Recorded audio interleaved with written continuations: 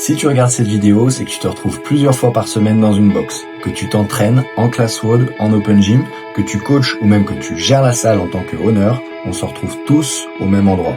On a plusieurs choses qui nous rassemblent, pourtant on a des objectifs différents. Il est temps, à travers cette vidéo, de répondre à toutes ces questions qui nous traversent l'esprit pour mieux comprendre comment kiffer le chemin ensemble. Ce qui est génial avec cette activité et avec ce sport, c'est que ça nous réunit.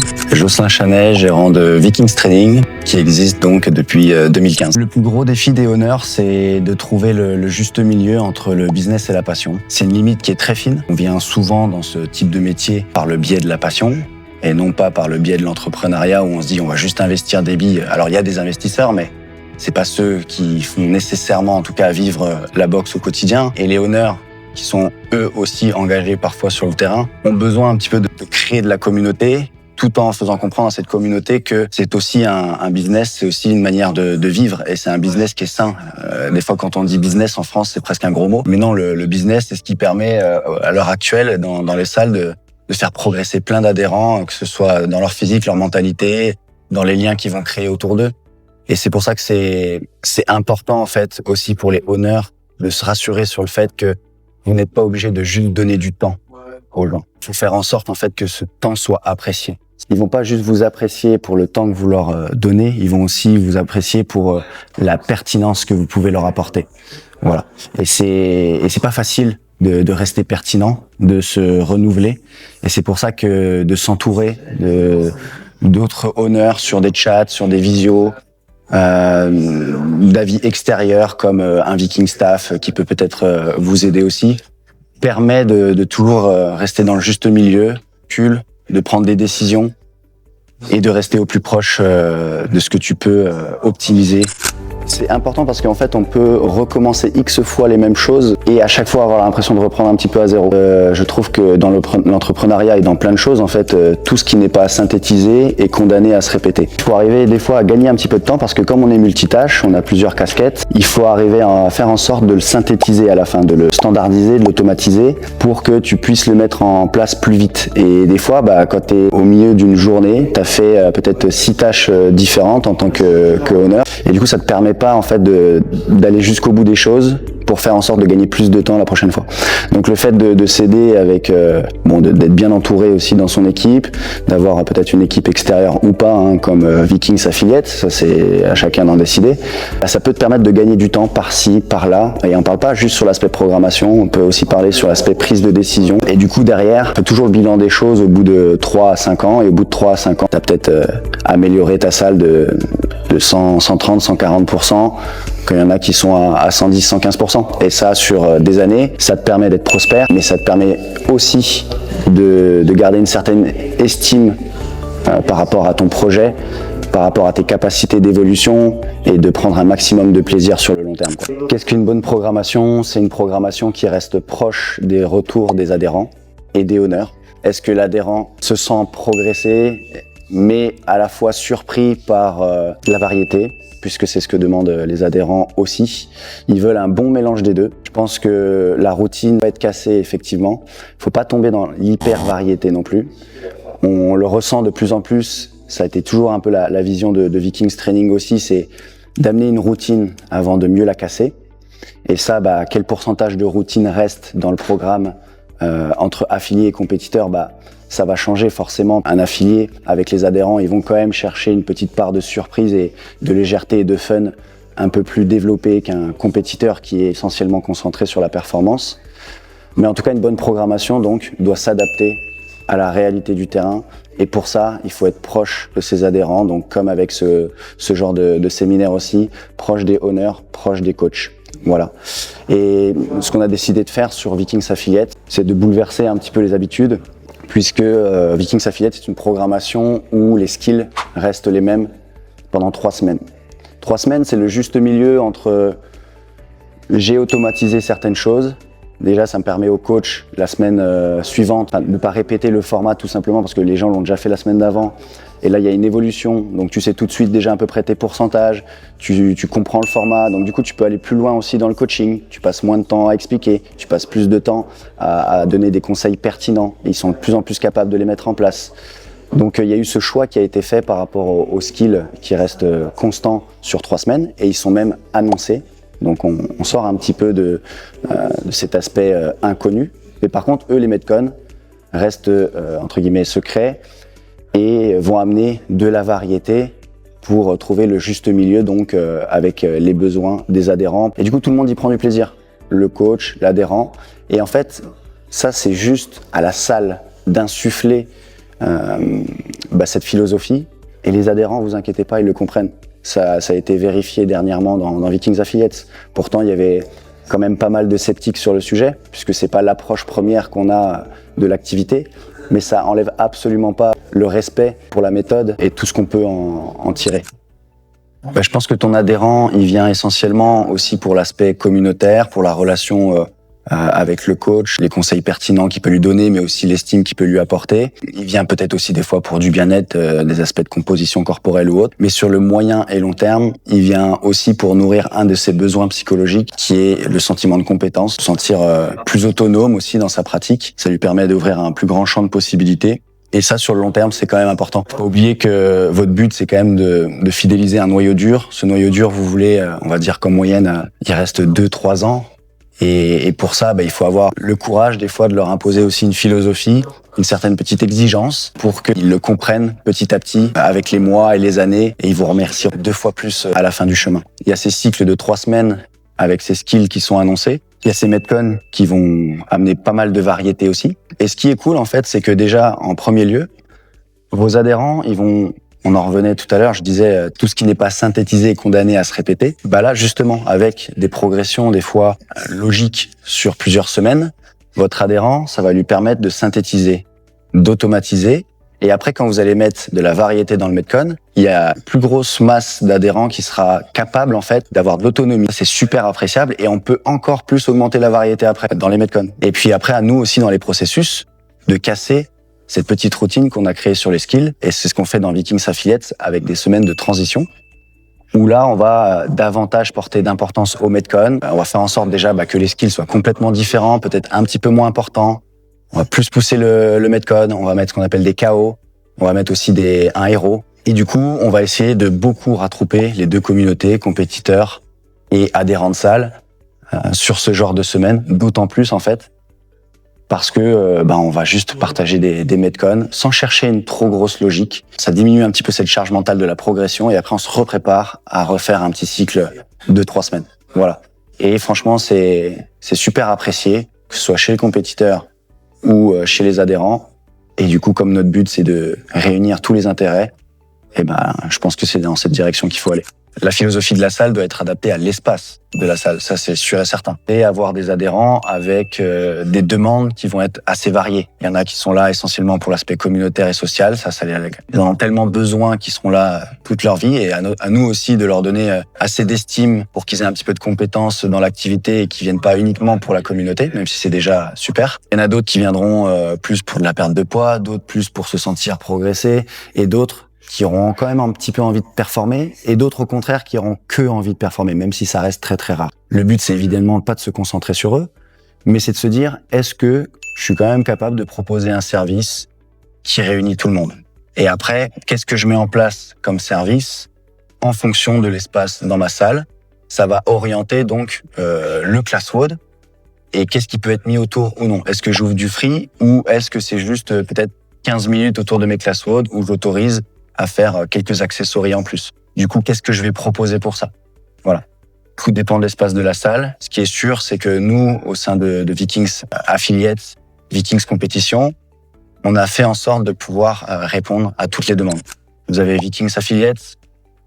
Là, déjà, les coachs ont la possibilité de rajouter du contenu dans la séance ou pas.